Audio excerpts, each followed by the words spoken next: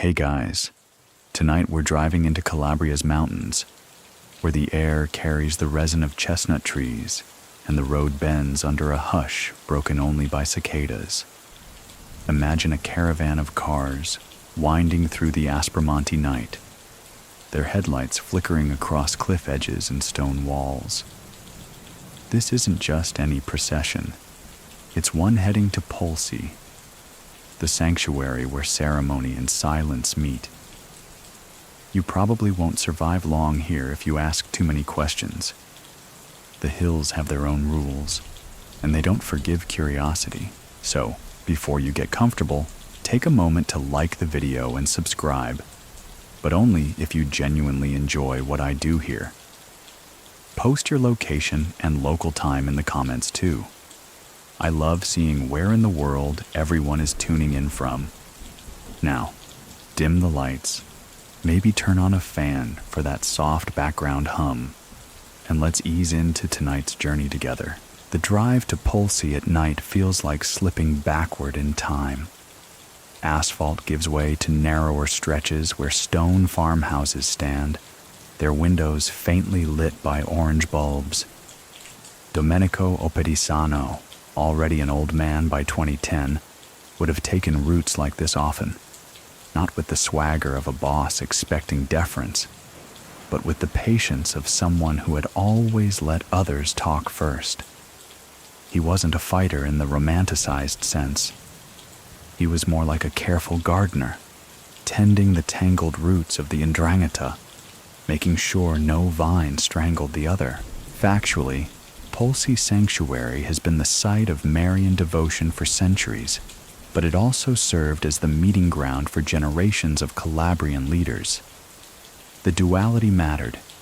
Worshippers climbed for candles and blessings, while in the same courtyards, men in tailored jackets exchanged nods that sealed investments and alliances. That contradiction is Calabria. Sacred stone walls housing whispers about shipping routes and public contracts. The night air bites colder the higher you go. Car windows fog from inside, and drivers wipe them clear with calloused hands. Behind the wheel, men think about what will be said in hushed voices among candles tomorrow. The official story is pilgrimage, but everyone knows it doubles as counsel. Oppedisano himself, in those years leading up to his recognition as capo crimine, remained understated. He wasn't the kind to bark orders.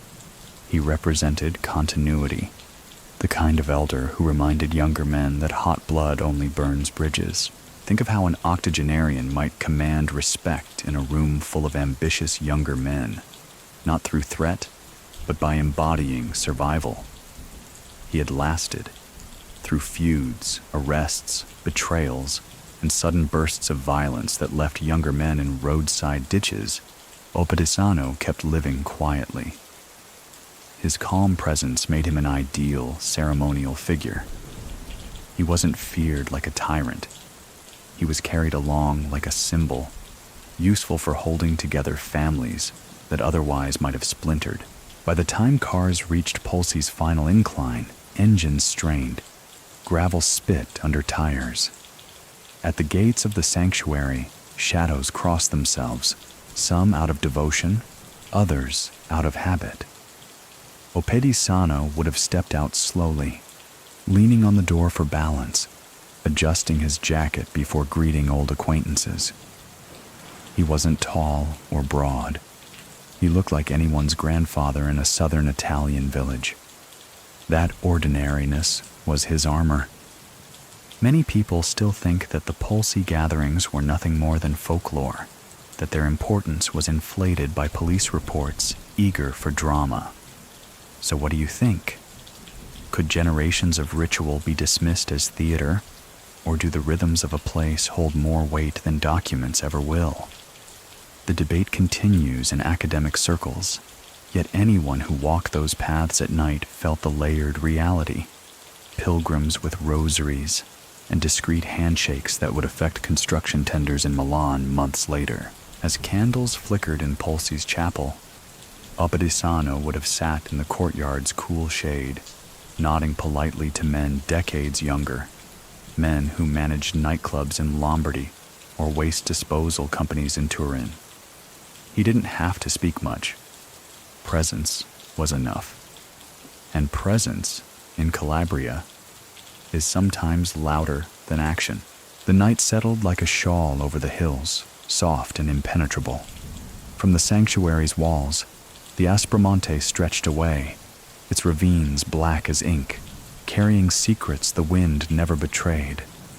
Oppedisano breathed that air, steady, measured, as if the mountains themselves approved of his patience. The Aspromonte at dawn carries a strange silence, the kind that feels less like absence and more like watchfulness.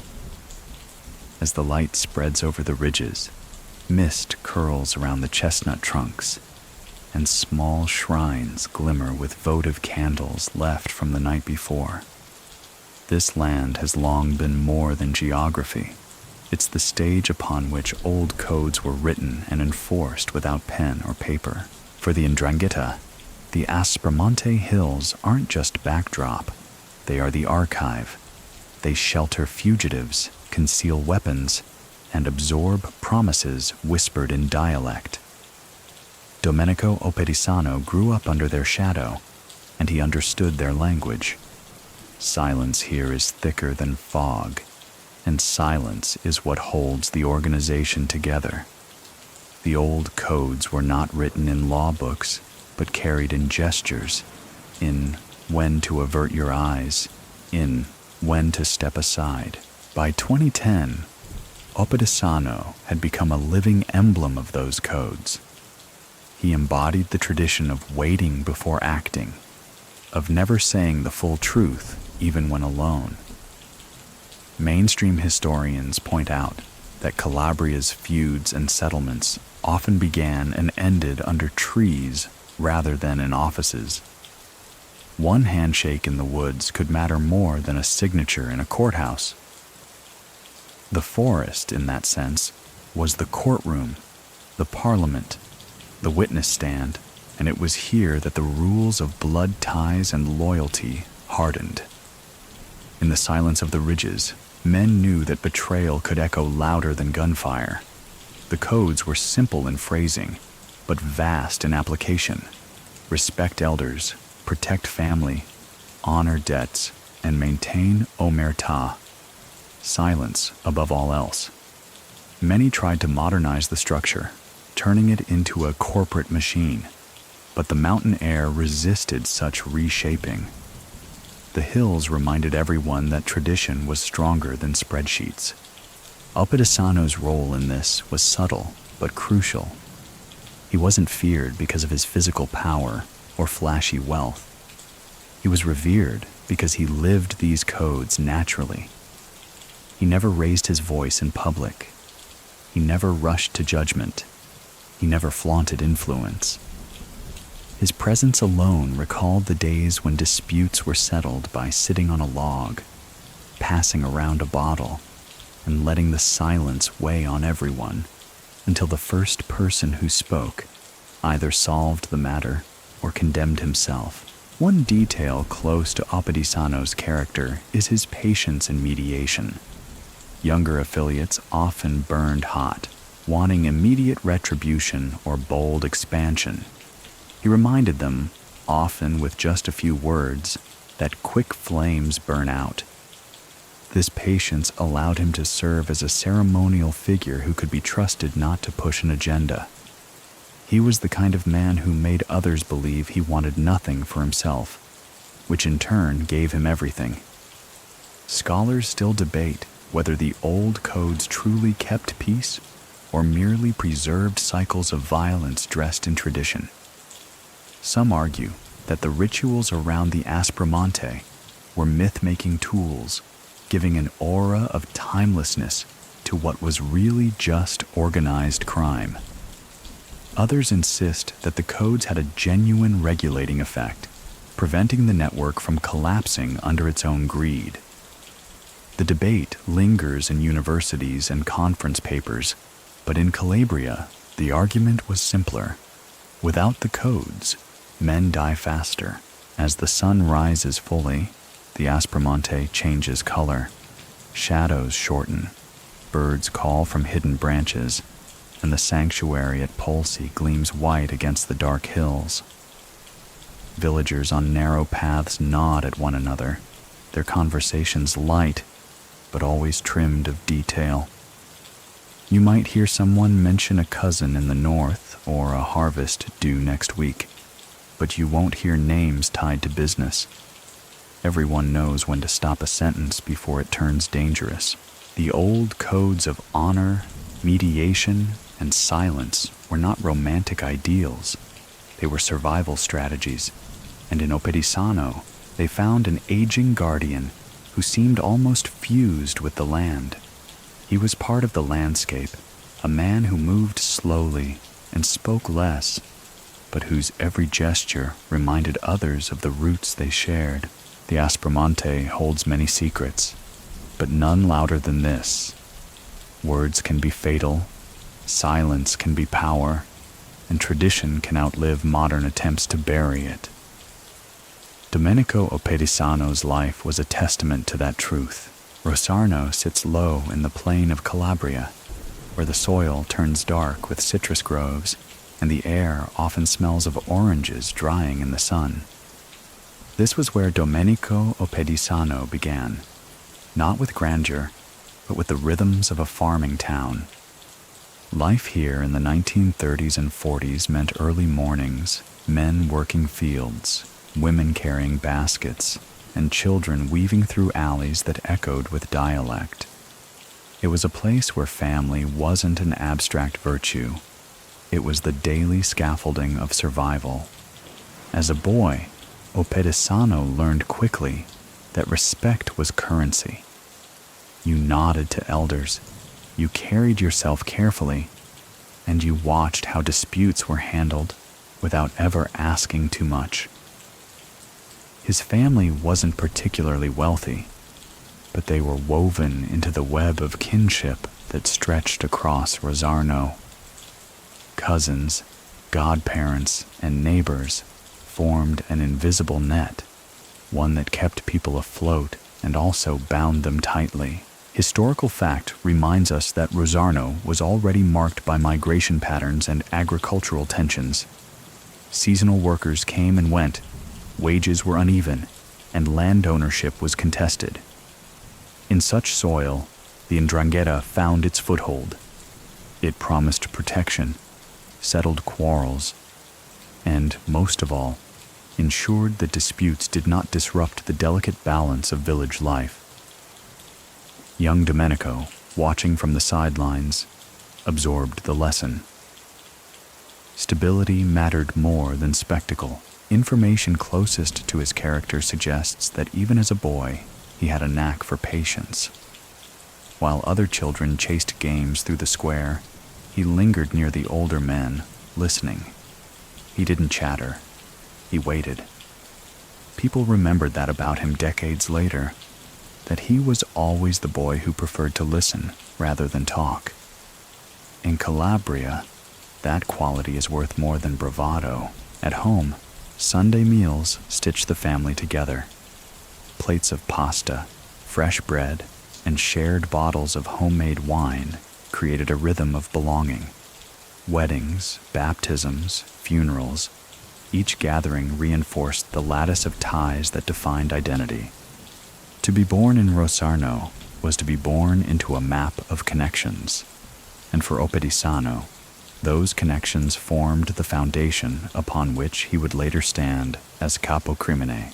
It's tempting to imagine him as a young rebel, eager to seize power, but the truth was quieter. He walked the same fields as everyone else, joined processions to the local church, and worked at ordinary tasks. What set him apart was how naturally he absorbed the codes without needing to flaunt them. By the time he was a teenager, he already knew the unwritten laws better than most men twice his age. Many people still think that figures like Oppedisano were created purely by circumstance, that had he been born in Milan or Rome, he would never have mattered. Yet others argue that his temperament, his ability to endure, observe, and hold back, would have found a stage anywhere. So what do you think? Was it Calabria that made him? Or was it his character that would have flourished in any soil? The boy from Rosarno grew into a man who carried that quiet village rhythm wherever he went. He never dressed flamboyantly, never spoke more than necessary, and never abandoned the sense that everything comes back to family ties.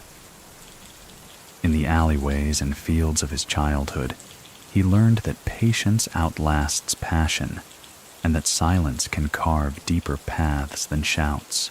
Rosarno shaped him, but in return, he would one day shape Rosarno's place in the broader story of the Ndrangheta. And for all the modern noise about wiretaps and indictments, his roots remained those of a boy walking past orange groves, listening to older voices and carrying those lessons like a second skin. What exactly is a capocrimine? The words themselves translate simply, chief of crime. But in Calabria, they carry a more ceremonial than dictatorial meaning. Unlike the Sicilian Cosa Nostra, which built a pyramidal structure with a cupola at the top, the Ndrangheta evolved like ivy, horizontal, sprawling, each family jealous of its autonomy. In such a system, no single man could command obedience from every branch, but someone was needed to smooth disputes, to preside over ceremonies, to embody unity when fragmentation threatened. That role, by long tradition, was the capocrimine. Historically, the title often fell to elders chosen during gatherings at Polsi, the sanctuary deep in Aspromonte. They weren't kings, they were arbiters. They didn't draft edicts, they nodded at agreements. Oppedisano's selection in 2009 followed this arc. He wasn't seen as a warrior or even a businessman of unusual brilliance. He was seen as reliable, neutral, patient, a man whose age guaranteed he had nothing left to prove. To outsiders, the role can be misunderstood. A capocrimine is not a mafia boss of bosses in the cinematic sense. He doesn't sit at a long table handing down orders about murders and empires.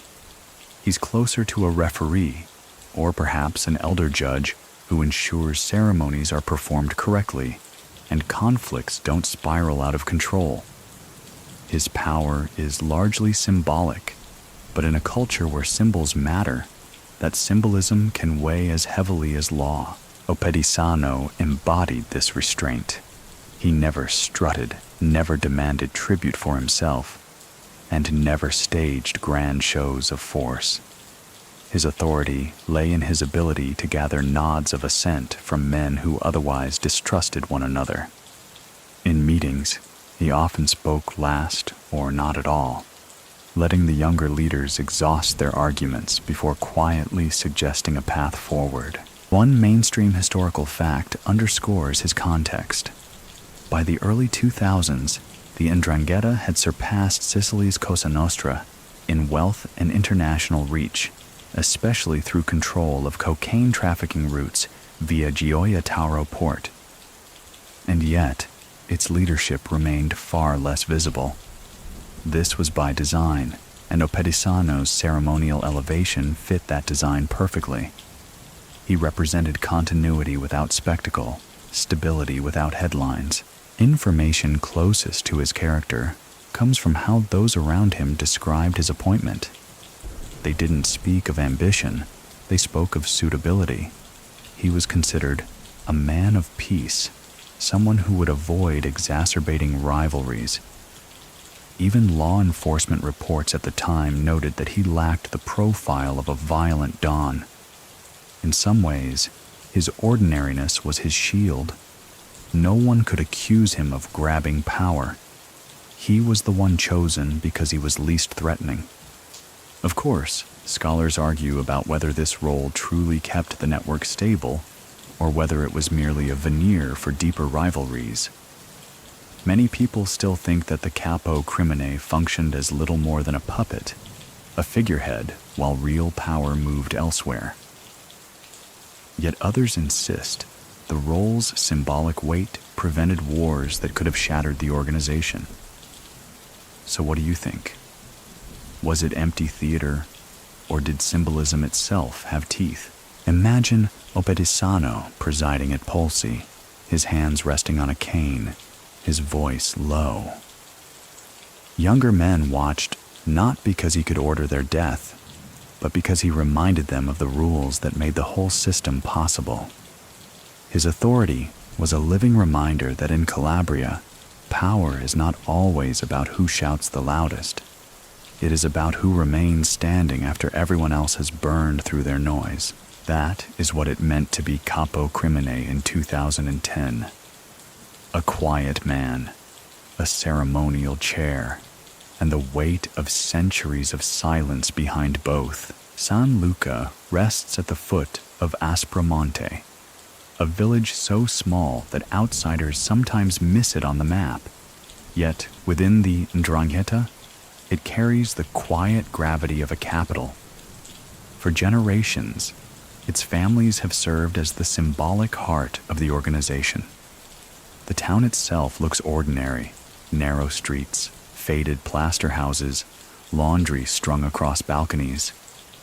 But behind those doors, decisions are shaped that ripple far beyond Calabria. The reason San Luca matters lies in tradition. Long before Domenico Oppedisano's time, the village became the spiritual anchor of the Ndrangheta. The Madonna di Polsi sanctuary, a short drive into the mountains, provided the sacred backdrop for annual gatherings. Leaders from across Calabria, and eventually from northern Italy and abroad, traveled here to confirm bonds and renew understandings. San Luca's families earned the position of custodians, and with that came a subtle authority that endured through centuries of upheaval. Oppedisano knew San Luca's importance well. Though he came from Rosarno, his path was tied inevitably to the customs radiating from this village. Without San Luca's sanction, no decision held legitimacy. Without San Luca's nod, no capo crimine could hold his symbolic seat. The rhythms of San Luca, its feast days, its family alliances, its ceremonies, became the rhythms of the Ndrangheta as a whole. A mainstream historical fact illustrates the point. The San Luca feud of the mid-2000s spilled blood across Europe, culminating in the infamous Duisburg massacre of 2007 in Germany. That feud reminded the world that even small-town disputes could explode internationally when San Luca families were involved. To outsiders, the killings were shocking. To insiders, they were proof of how central San Luca remained to the identity of the entire organization. For Oppedisano, who stepped into the role of capo crimine 2 years after Duisburg, San Luca was both a stage and a burden. He had to represent unity in a moment when global eyes were watching, expecting fragmentation. His calm presence reassured men who feared escalation. He didn't fix the feud. Few could. But his acceptance by San Luca's custodians signaled that the organization still had a symbolic center. Information closest to his character. Those who knew him said he carried himself in San Luca as a guest with humility rather than as a conqueror. He bowed to its traditions, respected its elders, and never presumed to dictate terms. That humility preserved his position. In a culture where pride is dangerous, his restraint was a strength. Debates remain about San Luca's exact role. Many people still think that its importance is exaggerated by folklore and police reports, that it functions as a symbolic capital only in myth. Others argue that without San Luca, the Ndrangheta would unravel into disconnected clans, each acting without reference to a shared identity. The truth likely sits between. San Luca may not give orders, but its traditions bind the loose federation into something resembling coherence. Walking through San Luca at dusk, Oppedisano might have seemed like any elder visiting cousins. But behind casual greetings, there was ritual significance. Each nod, each handshake, was layered with unspoken acknowledgement. This village still anchors us all. And in that quiet gravity, Oppedisano found the legitimacy to serve as the ceremony dawn. The walls of San Luca's houses absorbed it all. The ordinary chatter, the extraordinary weight of history, and the silence that continues to shape Calabria's place in the shadows of Europe. The path to the sanctuary of the Madonna di Polsi winds through narrow roads that twist higher into the Aspromonte. To a casual visitor, it feels like a pilgrimage trail, lined with small chapels and fading roadside shrines. For generations, families have carried candles and prayers up this way, believing the Virgin protects shepherds, travelers, and villages. But for the men of the Ndrangheta, the same path holds another layer. It is the corridor to their most sacred assembly. By the late summer of 2009, when Domenico Oppedisano was quietly affirmed as capo crimine, the sanctuary had long doubled as a sacred cover for practical matters. Faith and ritual intertwined so completely that it was difficult to know where prayer ended and negotiation began. Pilgrims lit candles inside the chapel, while outside in shaded courtyards, men exchanged coded glances and carried folded notes in their pockets. The Polsi festival was both religious devotion and an annual congress of Calabria's clans. One mainstream historical fact highlights this duality. The Polsi gatherings were noted in Italian police files as far back as the 1960s, repeatedly described as meeting grounds where leadership disputes were settled and appointments made. The church never publicly endorsed the criminal side, but geography worked in the Ndrangheta's favor. The sanctuary's isolation made it a perfect refuge, safe from prying eyes and intrusive officials. Oppedisano himself, elderly and slow-moving, would walk with deliberate calm along the sanctuary steps. He was not a man of fiery speeches or grand gestures. He carried himself more like a devout pilgrim than a power broker, blending into the religious atmosphere. Information closest to his character suggests he valued Polsi not for the opportunity to show dominance, but for the way it gave him legitimacy without conflict.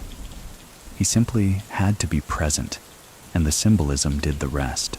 At the festival, crowds swelled with villagers, vendors, children running between stalls, and music drifting from speakers. Amid the noise, discreet circles formed where discussions lasted into the night. You could watch men lean close, hands shielding their mouths as if sharing prayers. In reality, they were reviewing debts, weighing alliances, or passing along word from northern affiliates. Many people still think that the role of Polsi is overstated, that law enforcement exaggerated its centrality in order to frame narratives for trials. But what do you think? When year after year, the same men traveled the same mountain roads, returning home only after attending the same feast, can it really be dismissed as folklore? Even if nothing formal was written, the ritual itself bound the organization in ways no statute ever could. The sanctuary path was not just a road in the hills, it was the artery through which legitimacy flowed. Every step taken by Oppedisano up to the Madonna di Polsi was a reminder that his authority was not born in an office or courtroom, but in centuries of tradition, faith, and silence. The stones beneath his shoes had carried countless men before him. They would carry others after. That is why Polsi mattered. It fused the sacred with the profane, blending candles with contracts, prayers with pledges. And for Oppedisano, the ceremony dawn. It was the stage where his role became real. Not because he demanded it, but because the path itself delivered it.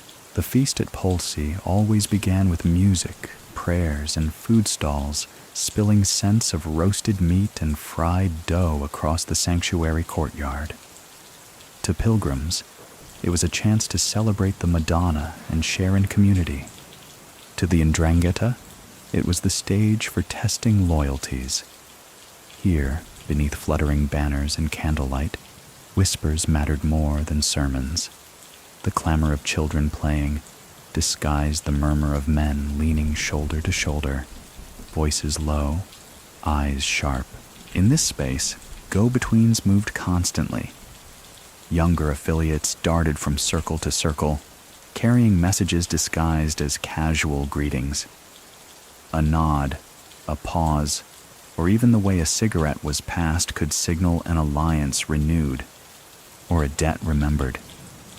Oppedisano, by then already advanced in age, did not need to scurry. He sat quietly on the margins, allowing emissaries to approach him. His stillness drew people in. His silence weighed heavier than anyone else's words. A mainstream historical fact underscores the context. Italian prosecutors often noted that during these gatherings, leaders avoided direct incriminating speech, relying instead on intermediaries who conveyed fragments. The festival atmosphere provided perfect camouflage.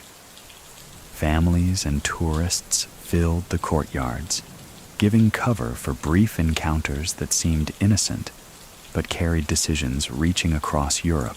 Information closest to Oppedisano's character shows he excelled at letting others reveal themselves. By giving little away, he forced men to measure their tone, their offers, their respect. He was known for watching more than speaking, for catching the flicker in someone's eye rather than the words from their mouth.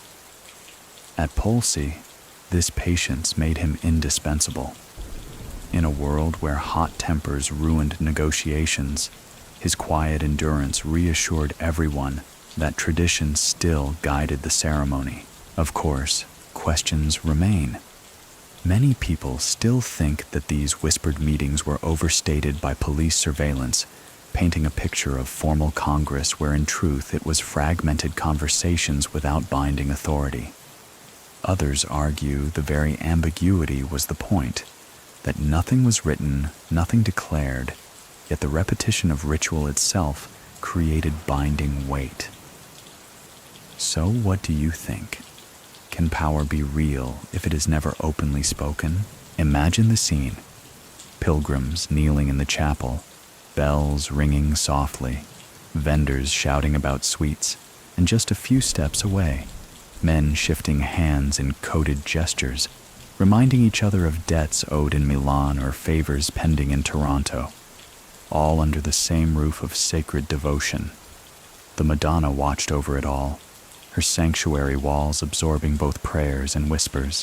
For Oppedisano, this was where his authority crystallized. Not in a thunderous declaration, but in the way men sought his acknowledgement. A single nod from him, subtle as a breath, could end a dispute or confirm a successor. He did not need to raise his voice. The ceremony did the speaking for him, and everyone understood. The moment came in 2009 when Domenico Oppedisano was quietly affirmed as capo crimine, the ceremony dawn of the Ndrangheta. It was not a coronation with fanfare or banners, but rather a whisper passed from one circle to another during the feast at Polsi. Men leaned in, murmured assent, and by the end of the gathering, his name carried the invisible crown. The choice was deliberate. At 80 years old, Oppedisano embodied continuity. He was not a warlord eager for blood, nor a financier hungry for expansion. He was the calm elder, the man who remembered too many feuds to risk igniting another. His selection represented balance. By choosing him, the clan signaled they wanted a mediator, a stabilizer, not a tyrant. One mainstream historical fact makes this clear. Wiretaps later revealed that Oppedisano's elevation coincided with a strategic moment for the Ndrangheta. The organization had expanded far into northern Italy, even into Germany and Canada, controlling lucrative cocaine routes. Internal stability was crucial to managing such growth. A figurehead of peace was needed, and Oppedisano fit perfectly. Information closest to his character tells us he accepted the role without flourish. Those present remembered him bowing his head, almost embarrassed by the attention. He treated the position less as a throne and more as a duty to maintain tradition. He continued to live simply in Rosarno, walking its narrow streets without entourage, a man who blended with ordinary life even while holding extraordinary symbolic power. Still, debates endure. Many people still think that Oppedisano was little more than a puppet, placed by more powerful figures who controlled real money and muscle. Others counter that even a symbolic role can stabilize volatile clans, preventing splinters that could draw blood. So what do you think? Was he an empty figurehead, or the glue that held a sprawling federation together during its most profitable years? At Polsi, the ceremony itself carried more meaning than any speech. The ritual of gathering, the shared meal, the prayers before the Madonna, all wrapped Oppedisano's appointment in a cloak of inevitability. In Calabria, tradition can sanctify even the most practical decision. By the time the feast ended, everyone accepted him as capo crimine. No documents signed, no proclamations needed. The hills themselves seemed to nod in agreement. Oppedisano walked away from Polsi that year as the ceremony dawned. He carried no scepter, wore no crown, but in the eyes of his peers, he bore the weight of a mantle older than any courthouse ruling. It was a quiet ascension, yet it would mark the final chapter of his long life in the shadows of Calabria. Under the chestnut trees of Calabria, men once swore oaths that bound them tighter than chains. These rituals, whispered through generations, gave the Ndrangheta its backbone. They were simple ceremonies, carried out far from prying eyes. A saint's image, a drop of blood, a few sacred words that turned cousins into sworn brothers. To outsiders, it might look theatrical, but for those inside, it was an initiation into a family that never let go. By the time Domenico Oppedisano rose to ceremonial leadership, he had seen countless such oaths performed. He knew their gravity. He also knew their fragility, because the power of an oath depends entirely on whether men believe it still matters. In the shaded courtyards of Polsi or the hidden clearings of Aspromonte, the old gestures carried the weight of centuries. A mainstream historical fact frames this. Italian investigators documented initiation ceremonies as early as the late 19th century, noting the use of saints' cards, burning candles, and coded phrases. Though the props changed slightly over time, the essence remained: honor, silence, loyalty. These rituals allowed men from distant towns to recognize each other as kin without ever speaking openly. Oppedisano, elderly and reserved, did not conduct the rituals himself by then, but his presence sanctified them. Information closest to his character is that younger affiliates often looked to him as proof that living by the oath led to longevity. He had survived the feuds, the arrests, the betrayals. His steady existence was the strongest sermon the organization could offer. To join under his watch was to believe the oath could still protect you, but debates continue. Many people still think that these rituals were little more than theater, outdated ceremonies clung to for nostalgia. Others argue the opposite, that the rituals were the glue holding together a federation too spread out to function otherwise. So what do you think? Could a piece of paper with a saint's picture truly bind men from Calabria to cousins in Canada or Australia? Imagine the setting: chestnut leaves above, moonlight broken into fragments, the sound of crickets weaving a steady rhythm. A knife pricks a finger, a drop of blood stains the card, the flame trembles in the breeze. The initiate repeats words that have echoed for a century. He looks across the circle and sees Oppedisano's quiet nod. That nod, more than the words, confirms he is now part of something larger than himself. Oaths under chestnut leaves are not about drama. They are about continuity. They remind every man, from Rosarno to Reggio, from Milan to Melbourne, that silence and loyalty are not just rules. They are the lifeblood of the Ndrangheta. And in Oppedisano's calm presence, the tradition lived on. By the time Domenico Oppedisano wore the mantle of capocrimine, his age had become his greatest strength. In most arenas of power, 80 years is a liability. But in Calabria, where patience is currency and survival is proof of wisdom, an old man's quiet voice could still steady the table. Oppedisano was the embodiment of this paradox. Fragile in body, yet ironclad in influence, he never needed to shout. Instead, he leaned on the authority that came from simply lasting. He had seen entire feuds burn bright and fade to ash, had watched ambitious men rise fast only to vanish in roadside ambushes. His calm persistence was a sermon on its own. Time favors those who wait. Information closest to his character suggests he often used parables and folk sayings to temper younger men's rage. When fiery voices demanded retaliation, he murmured reminders that the hills forget nothing. That was enough to quiet the room. A mainstream historical fact illustrates why this mattered. In the late 2000s, the Ndrangheta was transitioning into a global force, with cocaine flowing through Gioia Tauro port and investments stretching into Milan's construction industry. The stakes were higher than ever. Stability was vital. Choosing Oppedisano was less about innovation and more about reassurance. He represented continuity in a time of rapid expansion, and he understood the theater of stillness. Meetings often unfolded with heated exchanges, yet Oppedisano would let the silence linger before speaking. That pause carried more authority than the loudest voice.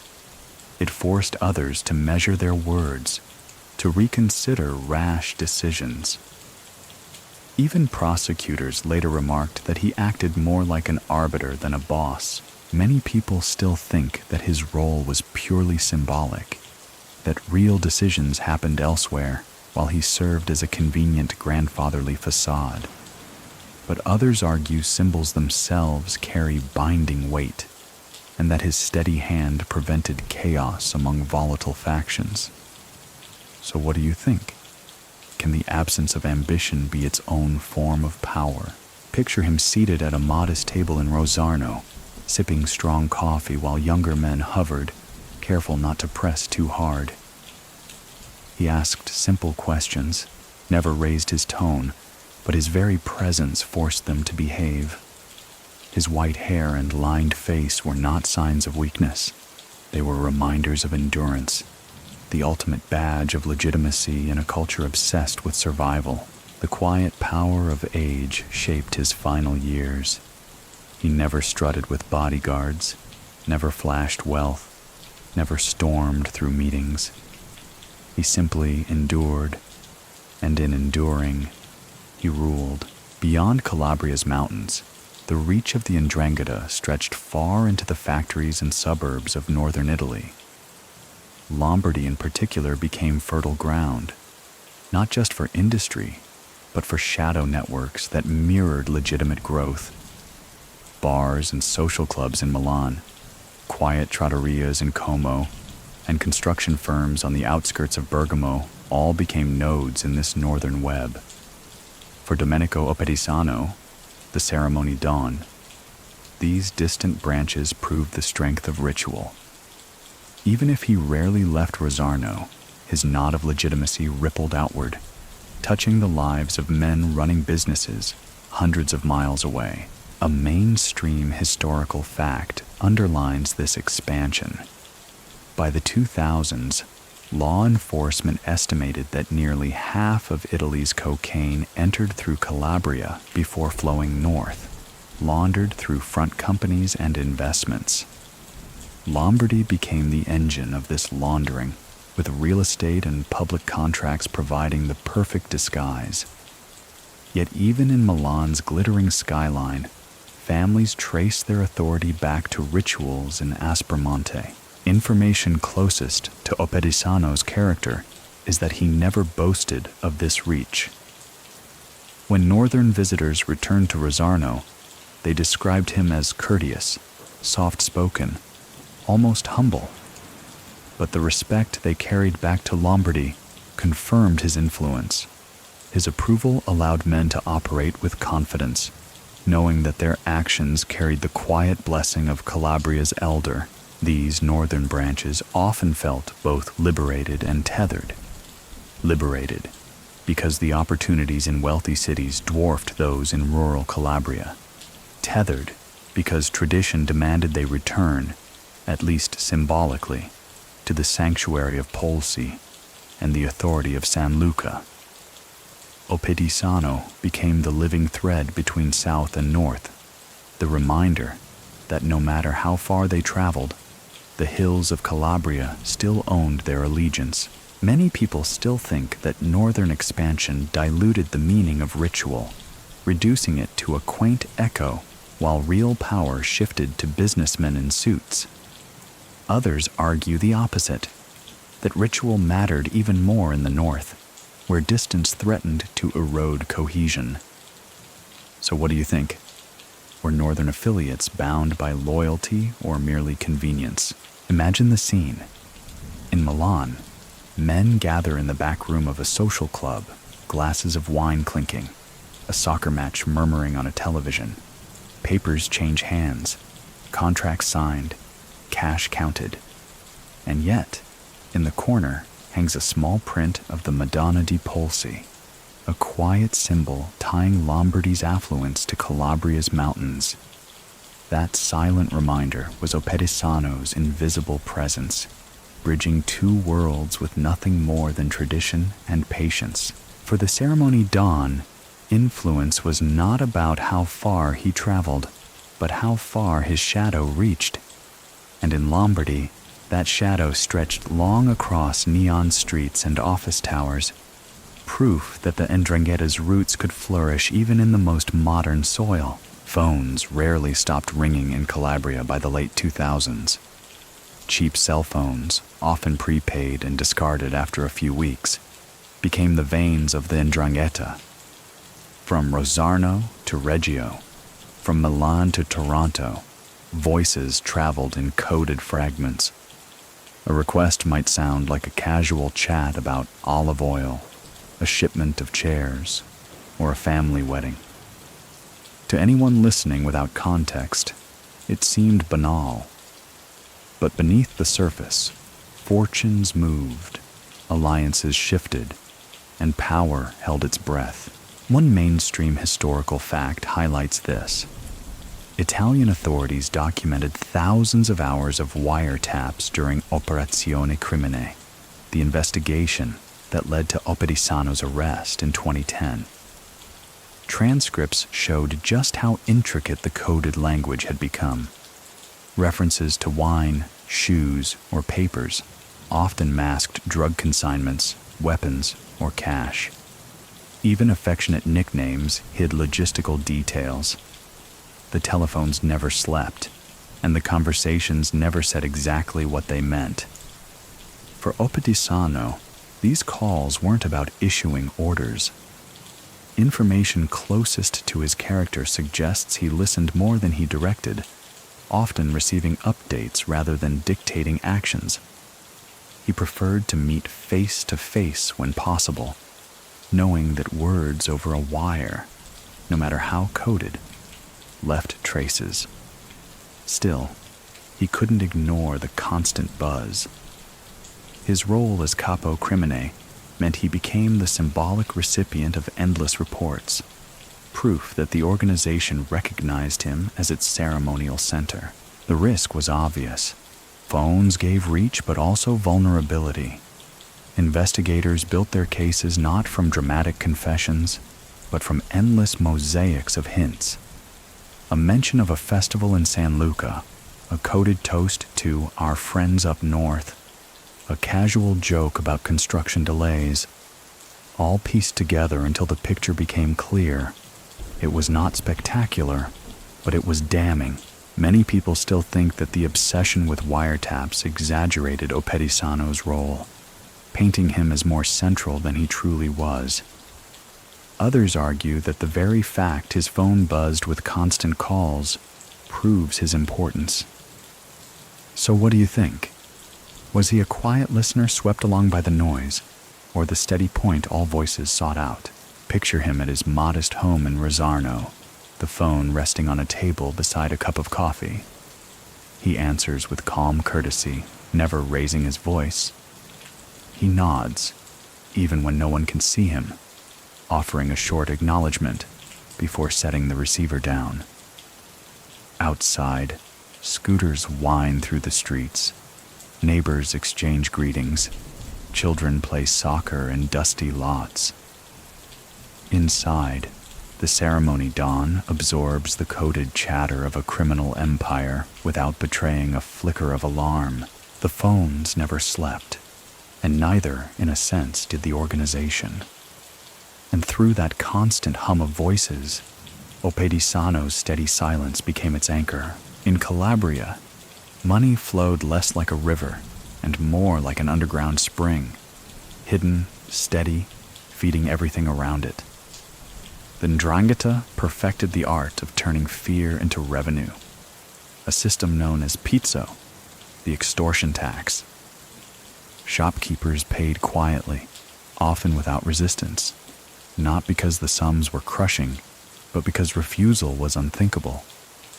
A polite knock on the door, a reminder spoken with a smile. These gestures carried more weight than outright threats.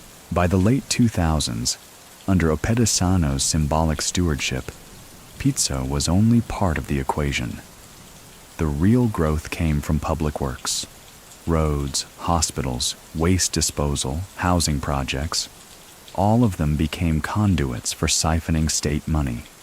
Contracts were steered, bids manipulated, and subcontractors chosen not for efficiency, but for loyalty.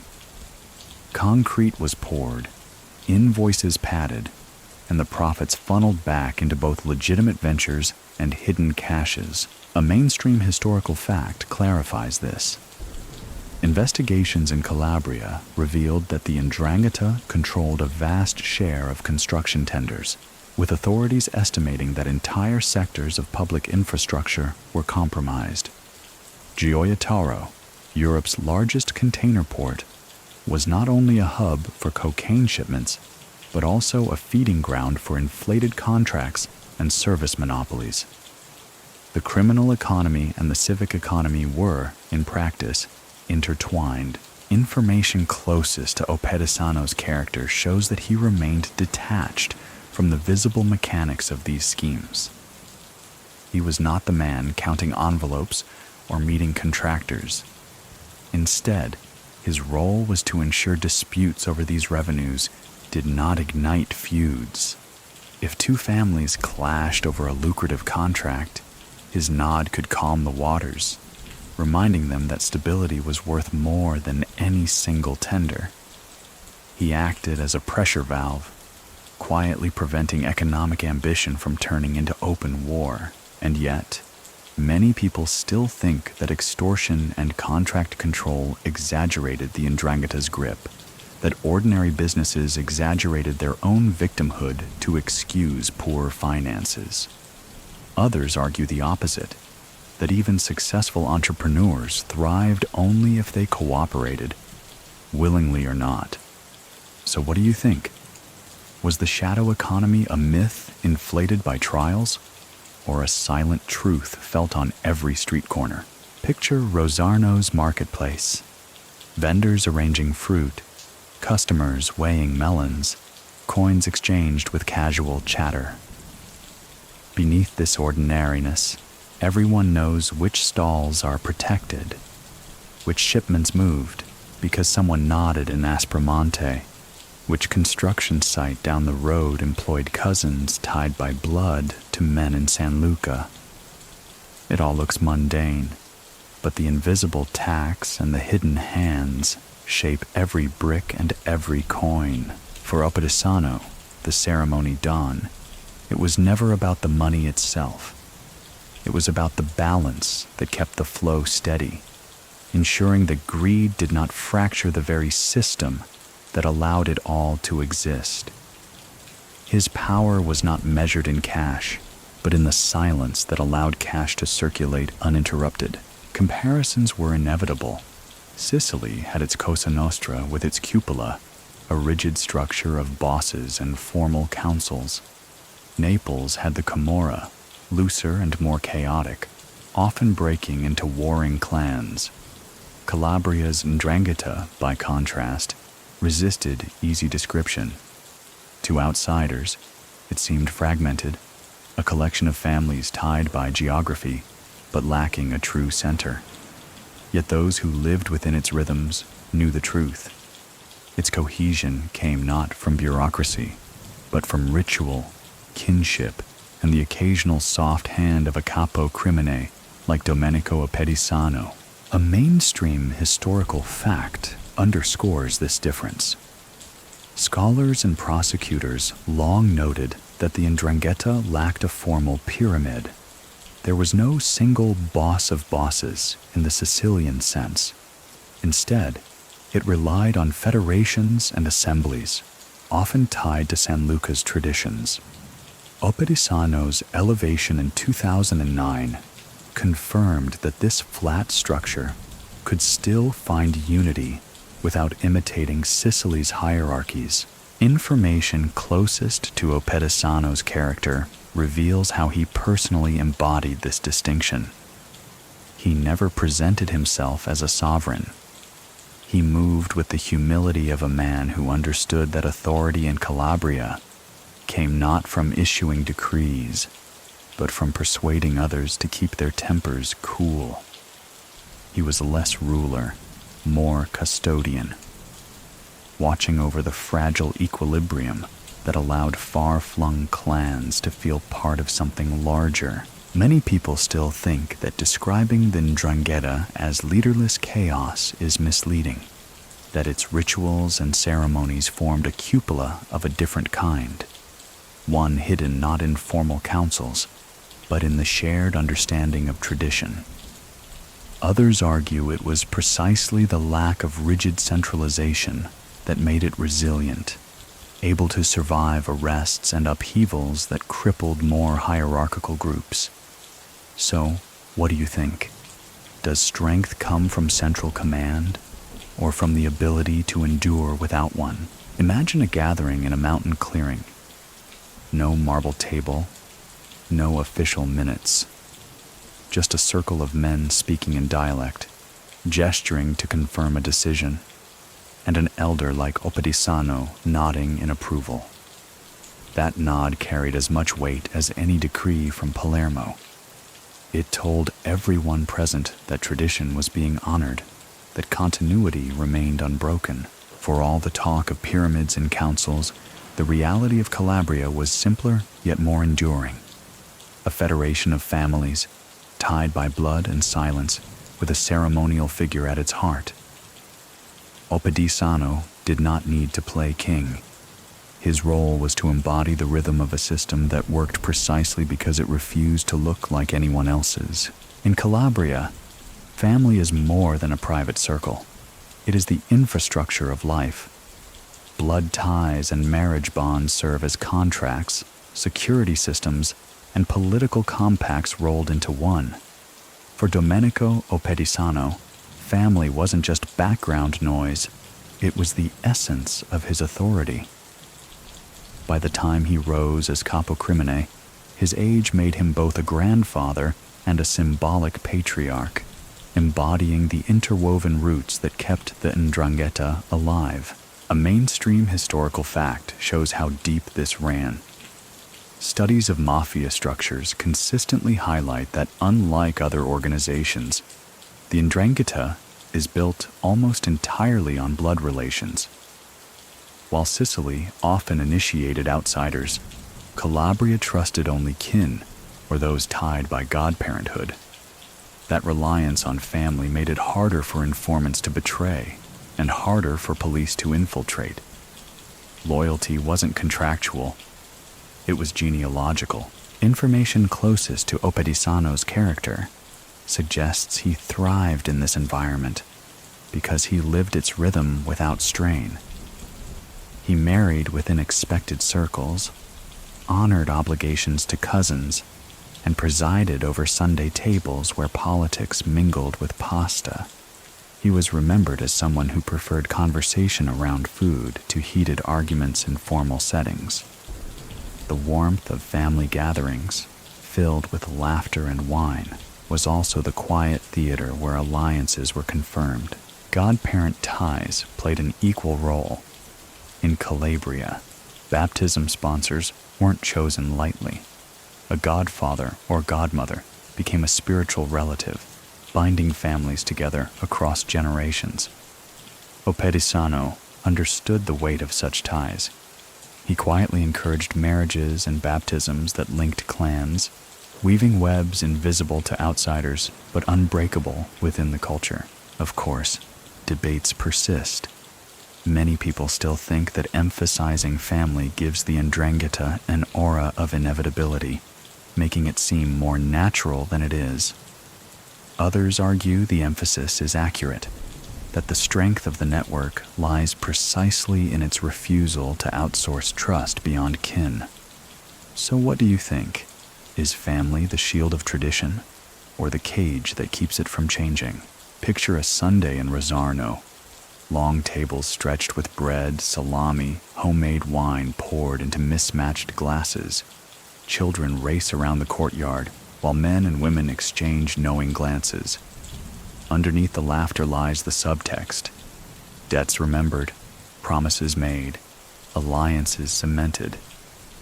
No documents are signed, no speeches given, yet futures are shaped as surely as if in a boardroom.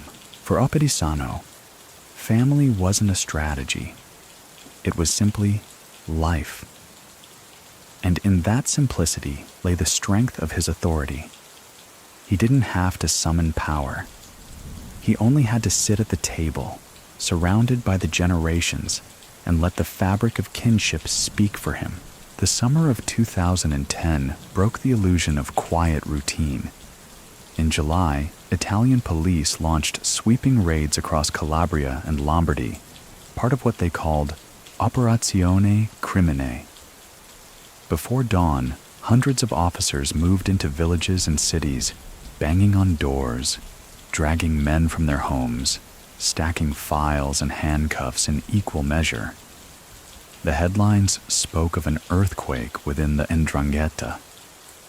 For Domenico Oppedisano, it was the moment when the soft weight of ceremony collided with the hard edge of the state. The raids were not small gestures. A mainstream historical fact.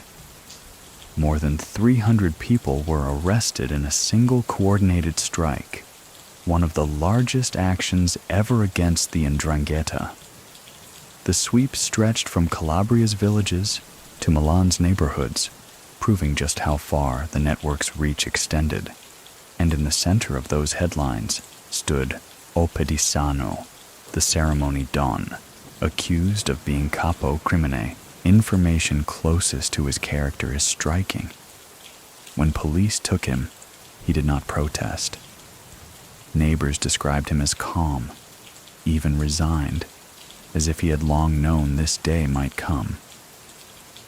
At 80 years old, he shuffled into custody quietly. his demeanor more that of a grandfather inconvenienced than of a dangerous boss. Yet the symbolism mattered. The man chosen for his patience and neutrality was now paraded as the organization's figurehead. The impact rippled instantly. In Lombardy, front businesses froze under scrutiny. In Calabria, clans scrambled to adjust, testing whether the ceremony that bound them could survive its custodian's absence. Some whispered that Oppedisano's arrest would fracture the network. Others insisted the very fact he had been chosen as a neutral elder meant his fall would not destabilize the balance. Many people still think that these arrests were more theatrical than transformative, that removing one figurehead did little to slow the deeper machinery of extortion and cocaine routes. Others argue that the scale of the operation sent a rare message, that even the most entrenched traditions could be shaken. So what do you think? Was this dawn raid a true turning point, or merely a pause in a cycle older than any government? Picture Rosarno that morning, shutters banging open, children craning to see uniformed officers, neighbors whispering that even the old man had been taken. The countryside held its breath, not because a warrior had fallen, but because the ceremony done, the quiet anchor, was led away. His arrest was less about disruption than about symbolism, the state answering ceremony with spectacle. For Oppedisano, it was the first time in decades that his silence could not protect him. The ceremony had carried him far, but at dawn in July 2010, silence met its limits. Courtrooms are not built for whispers, yet the trials that followed Oppedisano's arrest turned silence into theater. Rows of wooden benches filled with journalists' families, lawyers shuffling papers, and prosecutors carrying stacks of wiretap transcripts. The defendants, many of them pulled from the same dawn raids, sat in glass cages, their expressions ranging from indifference to weariness. Cameras flashed, and for once, the shadows of Calabria were exposed under fluorescent lights. A mainstream historical fact anchors this scene. The Operazione Crimine trials in 2010 and onward became some of the largest mafia proceedings in Italian history, involving hundreds of accused and spanning years of hearings. Transcripts from intercepted calls were read aloud, transforming mundane phrases about weddings, wine, or construction delays into coded evidence of crime. For the public, it was a revelation. For insiders, it was simply the language of survival turned against them. Oppedisano sat quietly through it all. Information closest to his character shows he remained calm, his demeanor more grandfatherly than menacing. Observers noted how he often clasped his hands in his lap, occasionally adjusting his glasses, never showing anger.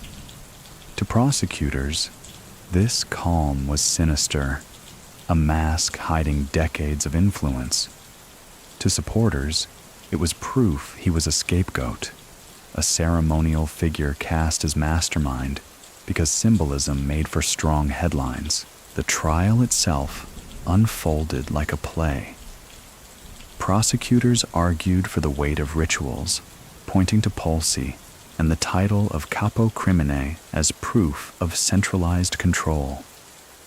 Defense lawyers countered that their client was merely an old man, a relic of tradition with no command over global cocaine shipments.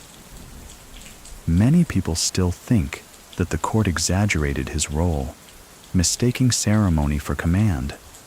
Others insist ceremony and command were inseparable in Calabria, that the ritual crown carried power whether he wielded it actively or not. So what do you think? Can ritual alone make a man guilty? Day after day, the proceedings blurred into repetition. Transcripts read, witnesses questioned, names listed. Journalists scribbled notes while defendants whispered to lawyers.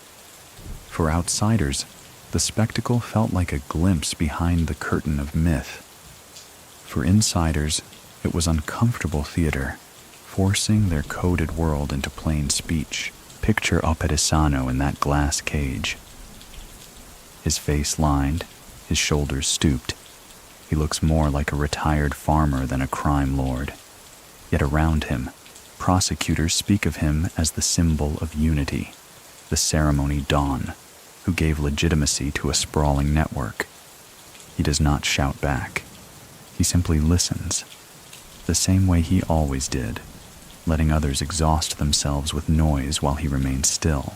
The courtroom turned silence into performance, and in that performance, Oppedisano's life, built on whispers, patience, and nods, was translated into evidence.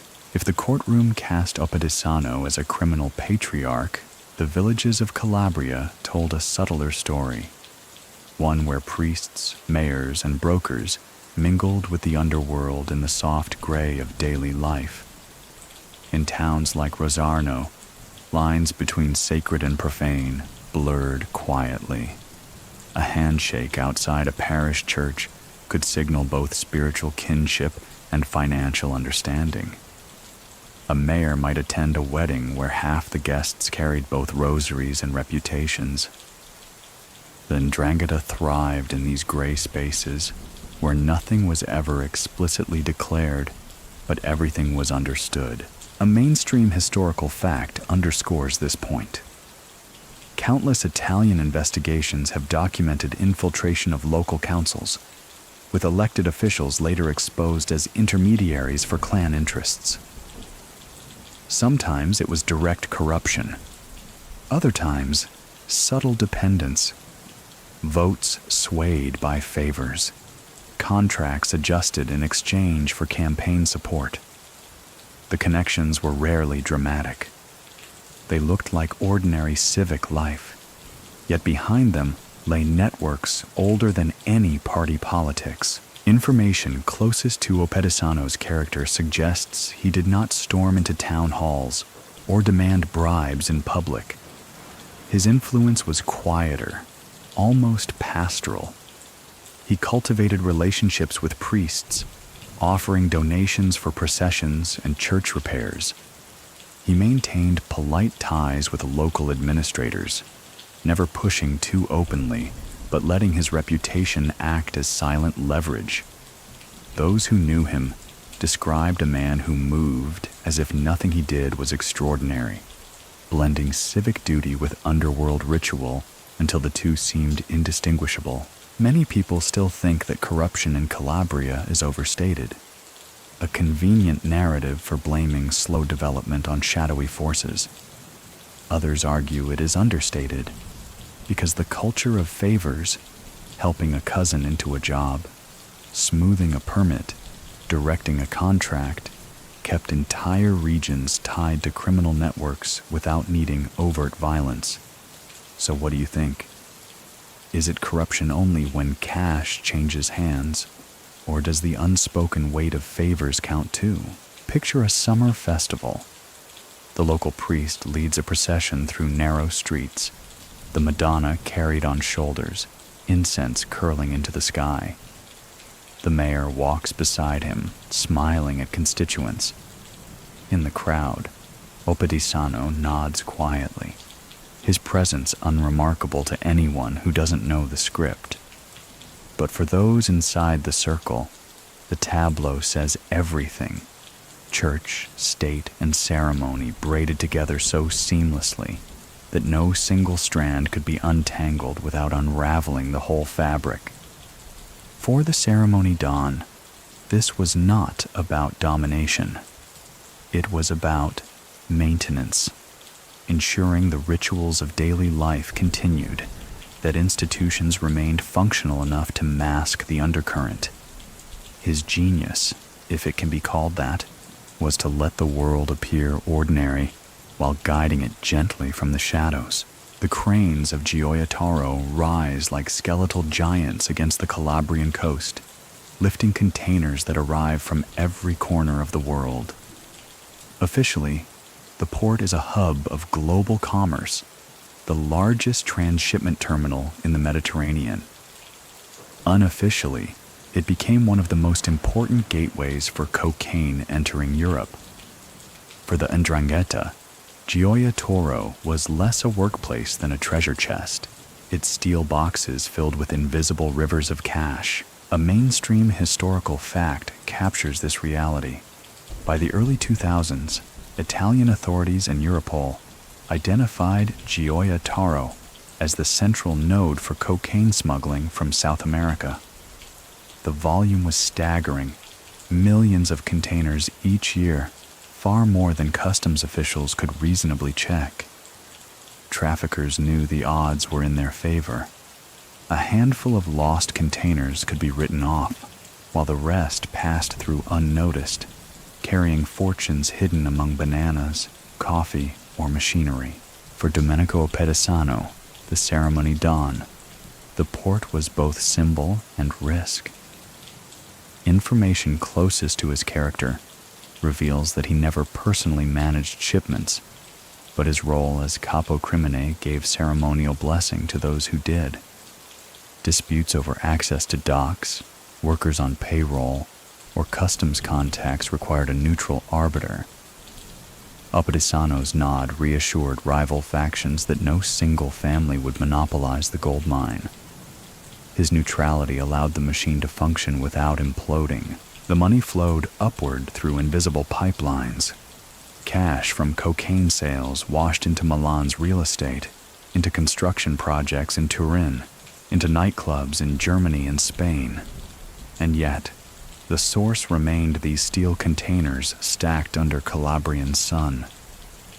The port was the beating heart, and every clan felt its pulse. Many people still think that Oppedisano's connection to Gioia Tauro was overstated, a projection of prosecutors eager to link his ceremonial role to global drug trade.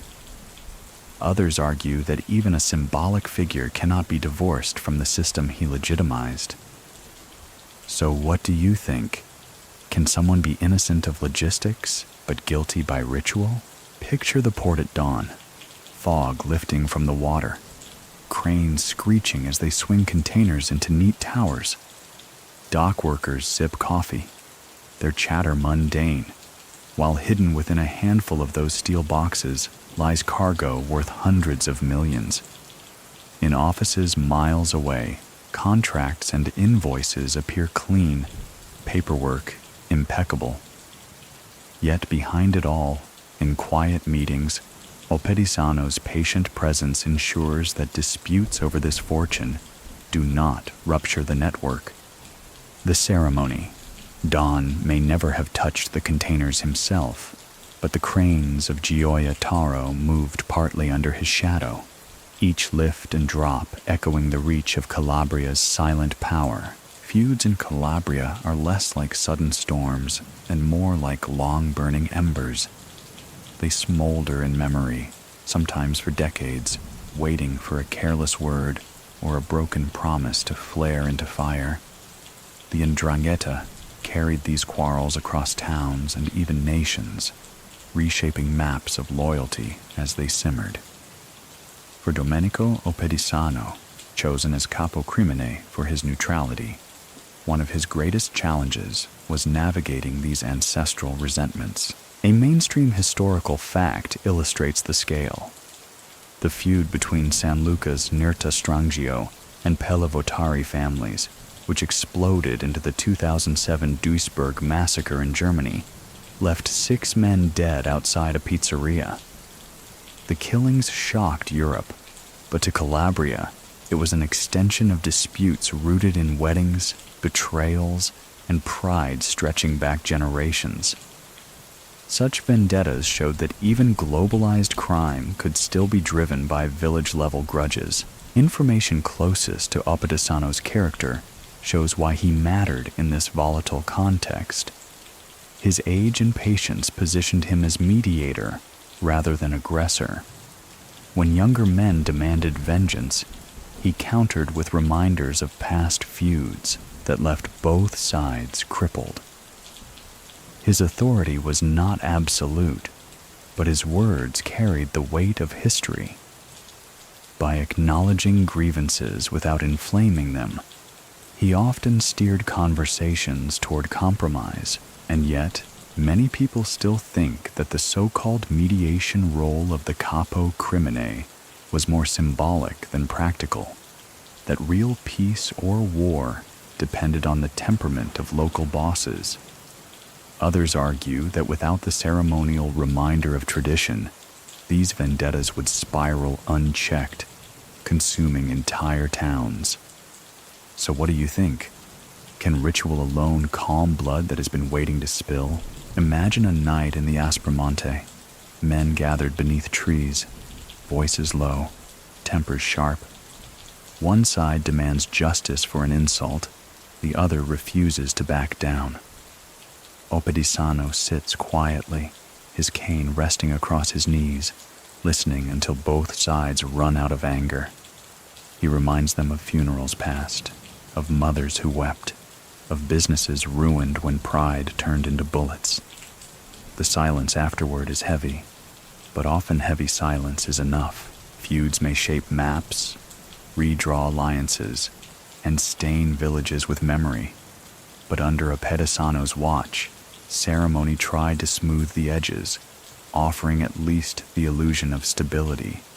In Calabria, that illusion was sometimes the only shield against endless fire. Calabria has always spoken in silence. It is not the silence of emptiness, but the silence of editing, of knowing which words to swallow and which gestures to let stand in their place.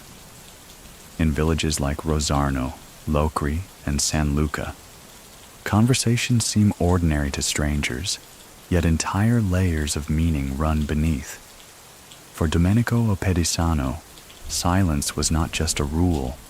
It was his natural language, the reason he could sit in a room for hours without losing authority. A mainstream historical fact illustrates how deeply silence is woven into the region. The principle of omertà, the code of non-cooperation with authorities, has been documented for centuries, long before modern mafia trials. It was born partly from distrust of distant governments, and partly from the need to survive in tight-knit communities, where speaking out meant isolation or worse. By the 21st century, this silence had become both shield and prison, a tradition that outsiders condemned, but locals often considered instinct. Information closest to Oppedisano's character shows that he embodied omertà effortlessly. Even under interrogation, he rarely gave more than vague courtesies, speaking like a farmer about weather and neighbors, rather than like a man accused of managing a criminal empire.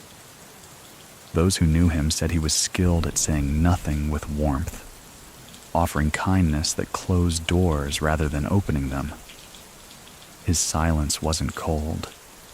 It was steady, like the hills that surrounded him. Many people still think that silence in Calabria is exaggerated, a stereotype painted by films and sensational journalism. Others argue it remains the single most powerful glue holding the Ndrangheta together, preventing collapse despite global pressure. So what do you think? Is silence a stereotype? Or is it the invisible wall that even the strongest police operations cannot climb? Picture a village square at dusk. Men sit on benches, sipping espresso, watching children play. Conversation drifts about soccer, weather, harvests. Yet when an outsider asks about feuds or contracts, the air thickens, smiles tighten, and suddenly the only sound is the scraping of chairs against stone. That shift is the silence Calabria breathes, the silence that guards, that threatens, that endures. For Oppedisano, silence was never a tactic to be switched on or off. It was his essence. It allowed him to appear harmless while embodying authority, to survive decades of feuds and arrests, to serve as ceremony don without ever raising his voice. In Calabria, silence spoke louder than any confession, and no one spoke it better than him. Paper trails are usually the enemy of secrecy, yet the Ndrangheta learned long ago that not all records are dangerous. Some documents, when paired with ritual, became shields rather than evidence. In Calabria, 3 types of records mattered: letters, prayers, and ledgers. Together they painted a portrait of a culture that balanced devotion, loyalty, and business with seamless precision. A mainstream historical fact underlines this. Investigators in multiple trials uncovered handwritten notes, sometimes scraps tucked into wallets, sometimes neatly folded pages, outlining family structures, coded nicknames, or ceremonial phrases.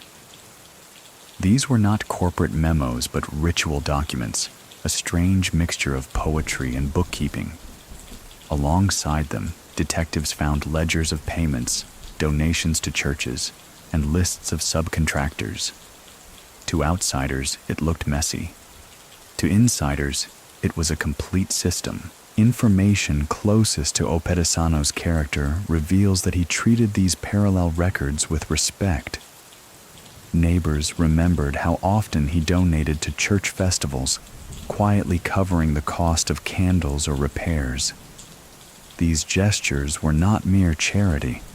They were entries in the invisible ledger of loyalty, ensuring his name stayed associated with both faith and stability.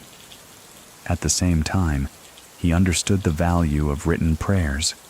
Votive notes slipped under statues or lit beside the Madonna, as another form of accounting. To the ceremony dawn, spiritual and financial obligations echoed one another. The coexistence of prayers and ledgers blurred lines. A candle at Pulsi might be an act of faith, or it might be a coded gesture signaling allegiance. A ledger in Milan might list a subcontractor for a highway project, or it might double as proof of pizzo payments flowing north. The ambiguity was the genius of the system. Nothing incriminated directly, yet everything carried weight. Many people still think that these fragments of paper are overinterpreted by prosecutors, desperate to transform scraps into evidence. Others argue that in a culture built on ritual, every word matters, even when disguised as prayer. So what do you think? Can a candle stub or a penciled note be as binding as a signed contract? Imagine Oppedisano in his modest home. On one table sits a ledger of household expenses, simple and ordinary. In another corner, a prayer card rests beneath a framed image of the Madonna. To anyone else, they are trivial. But to those who understood his world, both the ledger and the prayer carried meaning, weaving the sacred and the practical into one continuous fabric. For the ceremony, dawn, letters, prayers, and ledgers were not contradictions. They were harmony, a way of keeping life balanced between devotion and duty, between silence and record, between heaven's light and Calabria's shadow. Behind the stoic faces of men in Calabria stood the women who held households together. They were rarely named in court documents, seldom quoted in police reports, but their influence ran deep. Mothers, wives, sisters, they were the keepers of memory, the mediators in family disputes, and the ones who ensured the daily rhythm of life did not collapse under the weight of vendettas or police raids. A mainstream historical fact points to this quiet strength. Sociological studies of the Ndrangheta have shown that women often acted as crucial transmitters of messages and traditions, particularly when men were imprisoned. Letters smuggled through visits, coded phrases in phone calls, and even small domestic details became tools for keeping clans intact. When authorities believed they had severed communication lines, it was often women who rewove them. Information closest to Oppedisano's character reveals that he relied on this network as much as any other man of his generation. In Rosarno, His wife and female relatives were known for their discretion and their ability to calm tensions at home. Younger men might storm away from a meeting in anger, but it was often mothers or wives who persuaded them to reconsider before feuds reignited. Neighbors recalled how Oppedisano's household exuded steadiness, a place where women's quiet authority balanced the silence of the ceremony dawn. The influence wasn't always dramatic. It was expressed through the way meals were prepared, how children were reminded of obligations, how disputes at the dinner table were softened before they spilled into the streets. Many scholars argue that without women's mediation, Calabria's feuds would spiral uncontrollably. Many people still think that portraying women as hidden bosses exaggerates their role, reducing complex dynamics to simple headlines. Others insist the opposite, that their unseen labor is what allowed the organization to endure for generations. So, what do you think? Is silence at the table less powerful than silence in the forest? Picture a Sunday in Rosarno. Pots simmering, children running between rooms, men speaking cautiously in the courtyard. Inside, women exchange glances, stepping in with a joke or a sharp word when tempers rise. A wife might remind her husband of debts owed. A mother might insist her son attend a wedding, even if grudges linger. These subtle acts, invisible to outsiders, shaped the balance as much as any oath under chestnut leaves. For Oppedisano, the ceremony dawn, women's presence was never questioned. Their influence was part of the structure, as essential as rituals at Polsi or alliances in Milan. Without them, the silence he embodied would have collapsed into chaos. Music always lingered in Calabria's gatherings. Accordions, guitars, or recorded folk songs filled the air at weddings and baptisms. To outsiders, it was celebration. To insiders, it doubled as communication. A change in rhythm, the order of toasts, or even the seating chart at a reception could deliver a message as clear as a shouted command. The Ndrangheta learned long ago that signals are safest when hidden inside festivities. A mainstream historical fact supports this. Investigators in the 1990s and 2000s often noted how weddings and family parties served as cover for organizational meetings. Guest lists were cross-examined in trials, revealing networks otherwise invisible. A simple photograph of men seated together at a table sometimes became evidence of alliances. But to those present, the meal and the music did the work of binding ties more effectively than contracts. Information closest to Oppedisano's character highlights his fondness for these gatherings. Neighbors recalled that he rarely missed family weddings, and when he attended, he preferred to sit quietly at a side table, sipping wine and listening to songs. He didn't need to speak loudly. His presence itself was the signal. For younger men, a nod from Oppedisano across a crowded hall meant legitimacy. For rival families, his attendance was reassurance that disputes were cooling. Songs themselves sometimes carried coded weight. Traditional Calabrian ballads about honor or exile doubled as subtle reminders of loyalty. Even the order in which the band played could whisper allegiances. To outsiders, it was music for dancing. To insiders, it was a score of politics. Many people still think that this kind of signaling is exaggerated by prosecutors eager to dramatize tradition. Others insist it is precisely how the Ndrangheta avoided exposure, by letting culture itself act as code. So what do you think?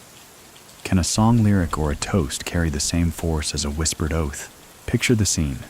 A long banquet hall strung with lights, plates stacked high with pasta and roasted lamb, glasses clinking in steady rhythm. The accordion swells as couples dance, children laugh, and waiters carry trays. Amid the noise, men glance across tables, raising glasses at carefully chosen moments.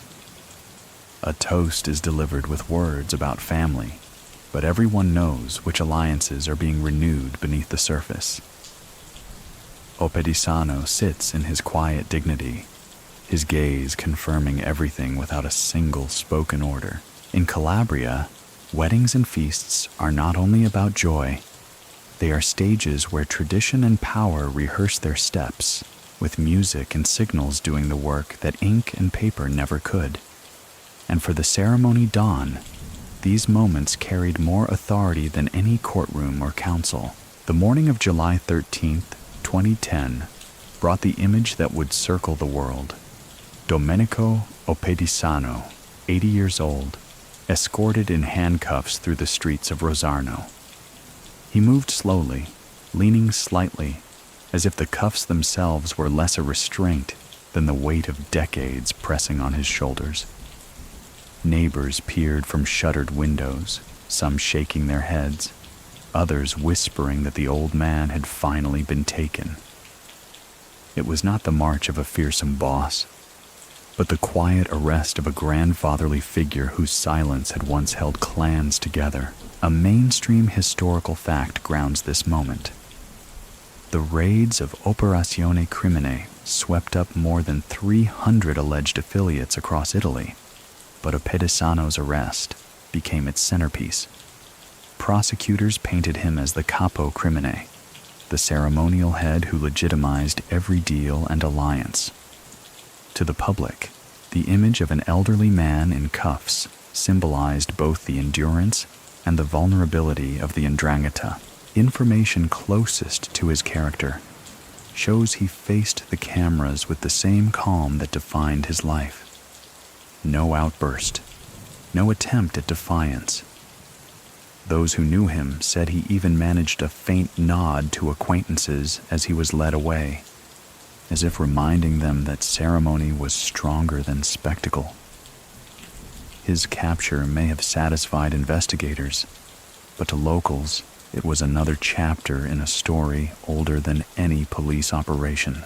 Many people still think that his arrest marked a decisive blow against the organization, while others argue it barely scratched the surface, removing a symbol but leaving the machinery intact. So, what do you think? Can the fall of one man undo a system built on centuries of blood and ritual? Picture the final scene. The Madonna di Polsi standing silent in her sanctuary, candles flickering as pilgrims file past. Outside, the mountains breathe their endless hush. The ceremony. Dawn is gone, but the sanctuary remains, its stones carrying the footprints of men who came before and those who will come after. Oppedisano's story closes not with gunfire or glory, but with the slow shuffle of an old man into custody, leaving behind a Calabria still stitched together by silence and tradition. For all the headlines, the hills remained unchanged, their chestnut leaves whispering the same codes they always had. The ceremony dawn of the Ndrangheta passed into history, but the ceremony itself endured. And now, as the story settles into quiet, let the pace soften. Imagine the Aspromonte at dusk, its slopes folding into shadow, cicadas fading into the background hum. The sanctuary of Polsi lies still, its stones cooling under the night air, candles extinguished one by one until only smoke trails linger in the dark. Whatever men whispered here, whatever promises were bound, the mountains have absorbed them, holding them silently as they have for centuries. Domenico Oppedisano's life may have ended in handcuffs, but his presence was always more about patience than spectacle. He stood as a reminder that power can be quiet, that sometimes the most enduring voices are those that rarely speak. His arrest marked the end of a chapter, yet the traditions he embodied continue to echo through Calabria's villages, woven into meals, marriages, and the rhythms of daily silence. As you drift toward rest, picture the old man seated again at his courtyard table, a glass of wine at his side, watching the evening fall with unhurried calm. No orders, no demands, only the weight of memory and the quiet dignity of endurance. The hills breathe with him, steady and slow, inviting you to release the noise of the day. Let your thoughts scatter like leaves in the mountain wind, untethered and light. Allow the silence to settle, the kind that comforts rather than confines. Whatever burdens you carried into this story, let them fade into the hush of Calabria's night. So close your eyes. The candles have burned low, the songs have drifted away, and the ceremony dawn has stepped into history. What remains is stillness. What remains is rest. Sleep well.